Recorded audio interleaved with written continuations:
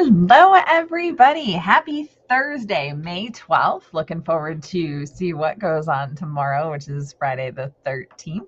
I hope all is well with you, and I'm super excited to be live today to talk about some practical email marketing tips to help you boost sales.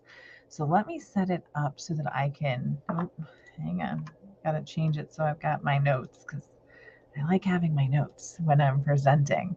So that way I don't forget anything. Again, hope all is well. I'm Kendra Corman, and I am sharing my screen now. Again, talking to you guys about email marketing tips to help boost sales. I talk to people all the time that want to grow their sales, and they're just not sure what to do. So, in talking to them, what I really find is that they're not doing some what I would call core infrastructure things like email marketing to grow their business. So hopefully you're doing email marketing, and this is going to hopefully help get you some more business this year. It's going to be a short live because there's just a handful of tips that I just really want you to have that will help you do more with your marketing. So it's marketing, the idea behind it is really to drive inbound leads. Okay. So inbound email lead generation is really it's when you attract leads with a free yet valuable offer. So a freebie, downloadable, white paper, those types of things. And they pay for it with their email address. And then you're able to send emails and communications to them on a regular basis to really make an impact. So let me go ahead and we've got some people here. Hello. Thank you for tuning in, and be sure to enable Facebook on StreamYard so we can see your comments. StreamYard.com/Facebook. Okay. So going back so inbound email lead generation, you're going to attract leads that come to you because of what you're offering. So just something to really consider and keep in mind. Okay. So how do you leverage email, and why would you leverage email marketing to grow your business? Number one is automation. Everybody I talk to does not have enough time.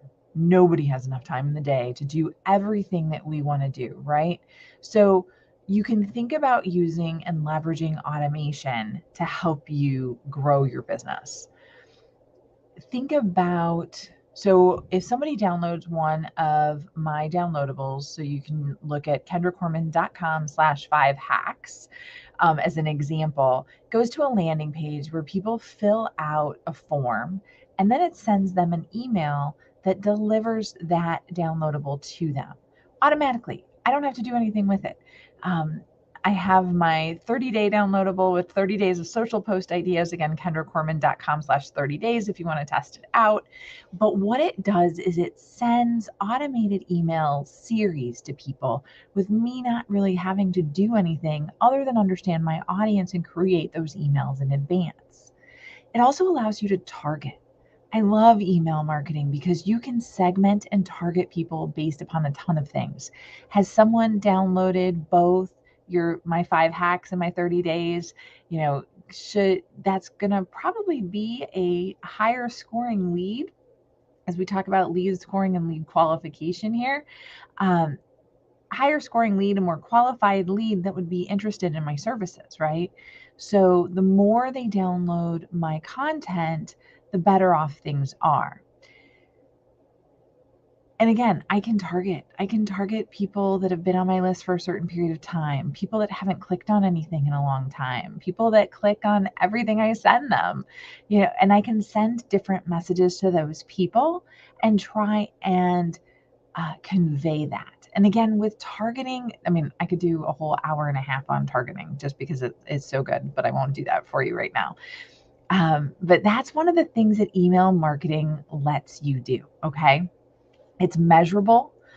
I love having measurement. I've got tons of clients that love measurement.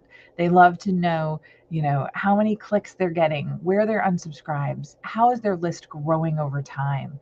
All of these things, these interactions really help us understand our audience and if we're providing the right content to them, because it's really all about valuable content.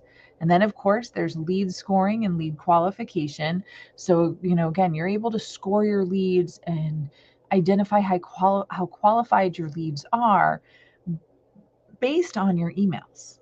Okay, so that's some of the and their interaction with your emails and your website, and some systems like SharpSpring, which is a system that I'm using right now for a couple of things, will track you across the website. So I can actually see the entire picture of a customer, and it all starts with an email. So pretty cool stuff, right?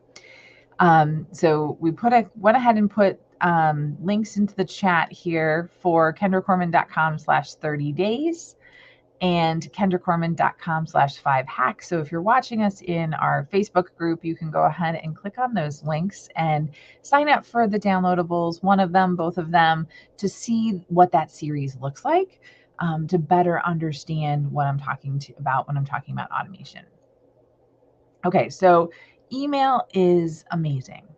So that's first off.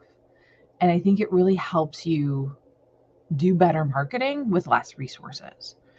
I was talking to a couple of people the other day, and they were saying that nothing is one size fits all for any business. They were talking about Facebook and things like that. And it's true. Nothing is one size fits all for businesses. And they said, except email marketing. I have not found a business yet that doesn't fit for email marketing. So I challenge you to help me find one that email marketing is not going to work for them. Okay. All right. So how do you get better leads and better integration with your email marketing, right? That's the question. So the first thing I'm going to suggest is hyper-personalization. This means doing more than just Dear Kendra and having the rest of the email. It's adding a name in the subject line. It's adding the name in the body of the email. It's adding a picture that's more relevant.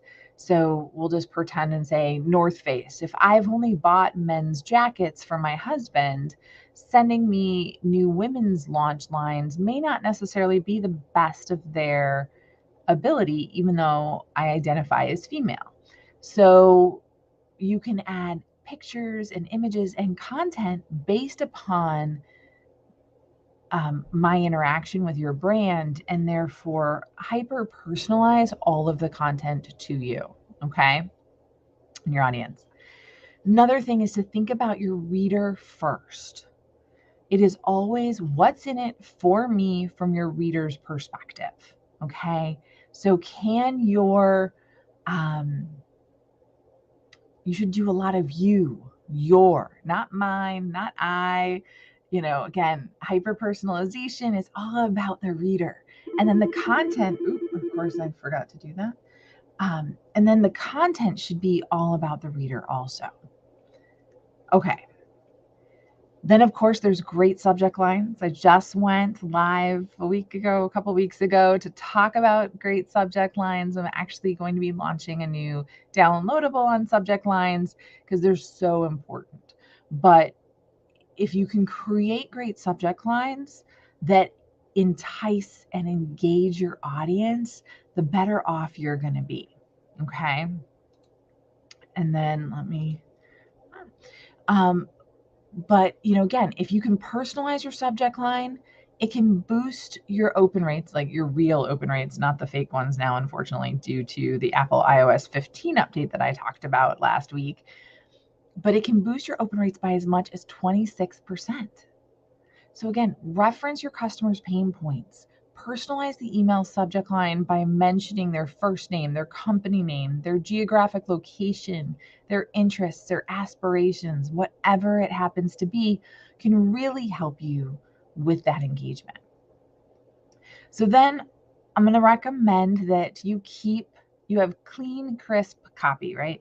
Keep your message short and sweet. Keep the design simple. White space is your friend. Outside of an email header, even if you want like some level of design, all I would put is an email header.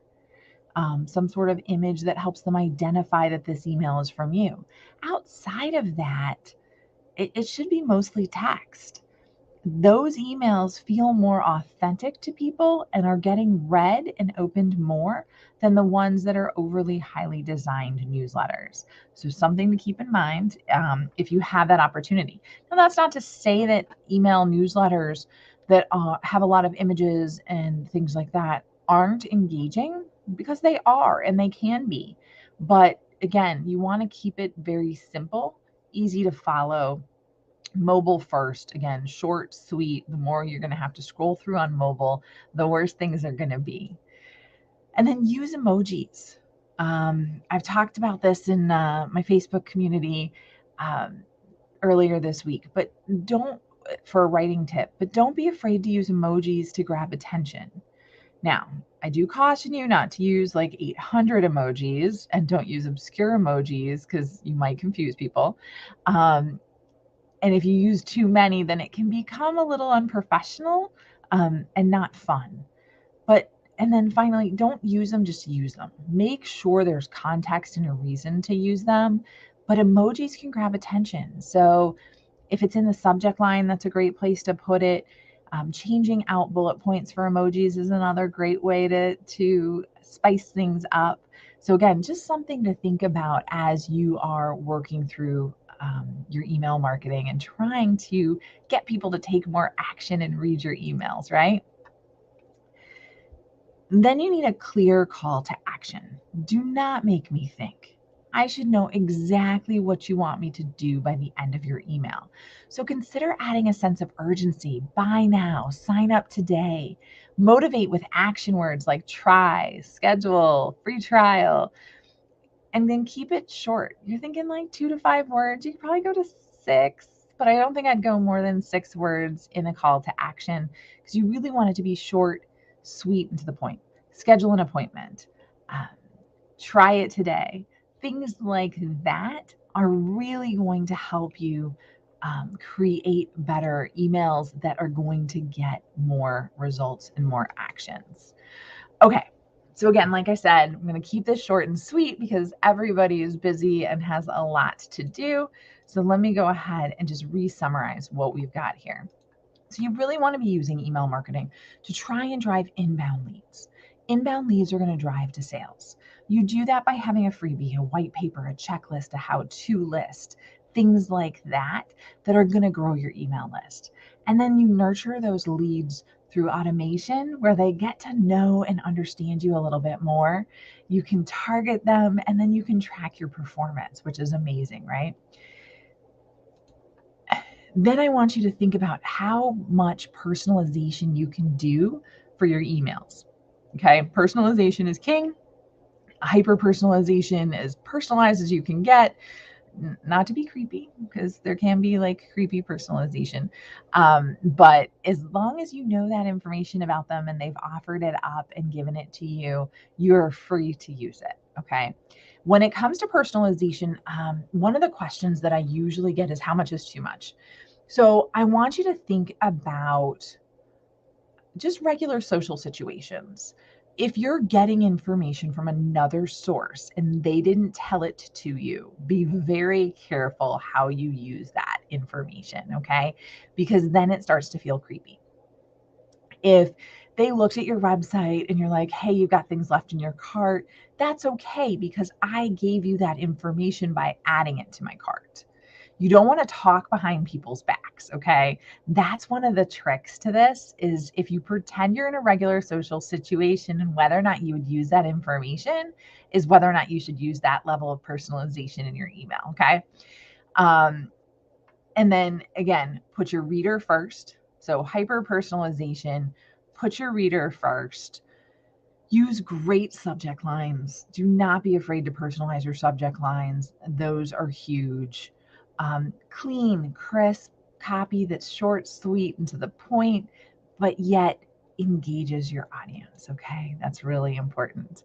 Then use emojis, but use them sparingly and in appropriate contexts. Don't try and force the emoji issue.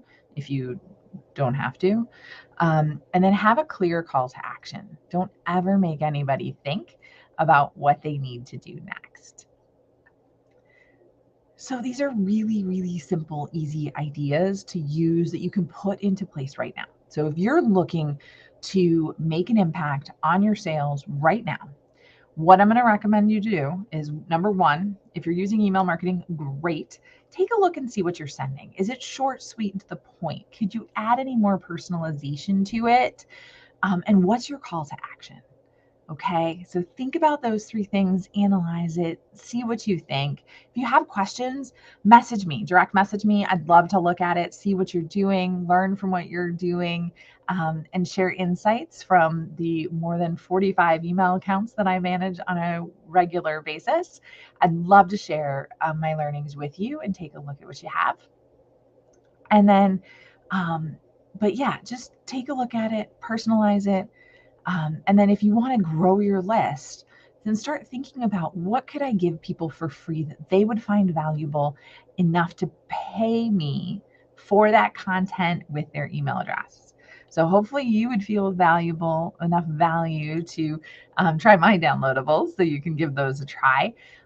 And then create a series of emails that really engages them and gets them to know you, because as we all know, people like to do business with people that they know, like, and trust. So let's see if we can't get more people to know, like, and trust you by building a relationship through email marketing.